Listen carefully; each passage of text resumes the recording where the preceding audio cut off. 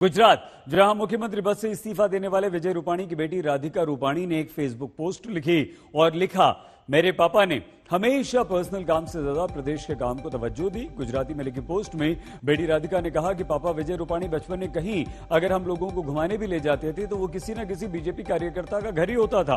बेटी ने सवाल पूछते हुए लिखा कि क्या संवेदनशीलता और शालीनता नहीं रखनी चाहिए। अपने पिता की सरल छवि को लेकर बात करने वालों से विजय रूपाणी की बेटी ने यह भी पूछा कि समाज का हर तबका मिले, इसका मतलब क्या सॉफ्ट स्पोकन छवि हो जाता है? पूरे दिन मुंह फुलाकर घूमना क्या नेता की निशानी है? और बेटी का यह सवाल जरूर राजनीति में उठ रहा है कि क्या सरल स्वभाव रखना गुनाह है? तो मुख्यमंत्री पद से हटे पिता के लिए बेटी की इस पोस्ट के बाद विजय रूपाणी ने अपना पहला इंटरव्यू आज तक को दिया। हाल ही में मुख्यमंत्री पद से इस्तीफा देने वाले पूर्व मुख्यमंत्री विजय रूपाणी जी इस वक्त हमारे साथ मौजूद है, उन्हीं से बातचीत करते हैं। सर, ये बताइए, इस्तीफा देने की जरूरत क्यों पड़ी? देखिए, भारतीय जनता पार्टी ही ये कर सकती है, क्योंकि हम सब कार्यकर्ता, सत्ता हमारे लिए सेवा का साधन है। सत्ता ही सिर्फ हमारा मिशन नहीं है। दूसरा, मैंने पार्टी को बताया कि संगठन में काम करने की मेरी ज्यादा इच्छा है। मैं पहले से संगठन का काम कर रहा हूं और आने वाले समय में नई ऊर्जा, नए वातावरण में नए आदमी को अगर ये जिम्मेवारी मिलेगी तो वो एक नया उसमें नए वातावरण में नया ऊर्जा दे सकते हैं। दूसरा, 5 साल मुझे दिया, 5 साल कम नहीं है।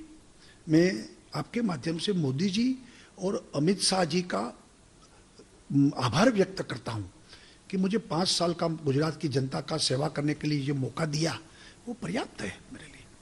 सर, इस्तीफा देने के लिए कब कहा गया? क्योंकि एकदम सडनली ये हो गया कि आप पहुंचे राजभवन, अचानक इस्तीफा हो गया।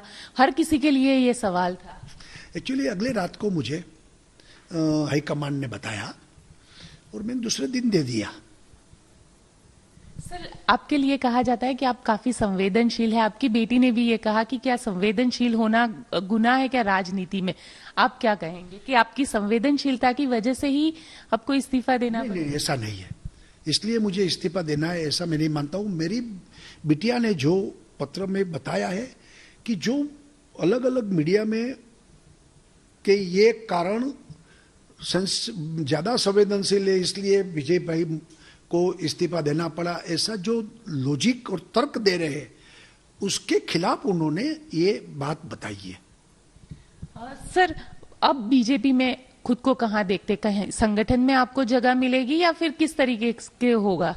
एक्चुअली मेरी इच्छा है कि संगठन में मैं अपना ज्यादा काम करता रहूं, लेकिन पार्टी जो तय करेगी, मैं पार्टी के कार्यकर्ता सैनिक के नाते जो काम मुझे देंगे मैं करूंगा।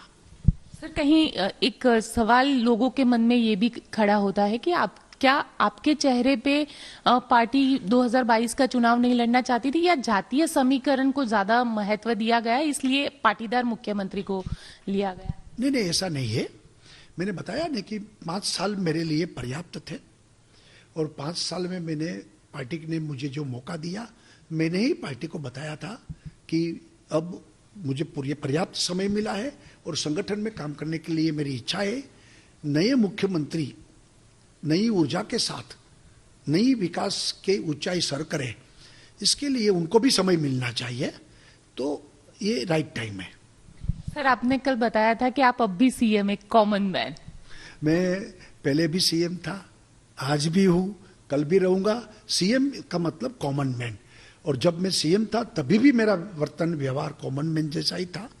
आज भी हूं, कल भी रहूंगा। सर, गुजरात की राजनीति में देखने मिलेंगे या अब देश की राजनीति में आप देखने मिलेंगे? मैंने बताया था उस वक्त भी कि पार्टी जो जिम्मेवारी देगी मैं करूंगा।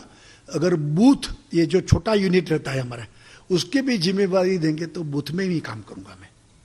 चलिए, ये थे गुजरात के पूर्व मुख्यमंत्री विजय रूपाणी जी, जिनका कहना है कि अगर पार्टी उनको कहेगी कि बूथ लेवल पे काम करना है, यानी छोटे से छोटी जिम्मेदारी भी उनको दी जाएगी, तो वो जरूर करेंगे।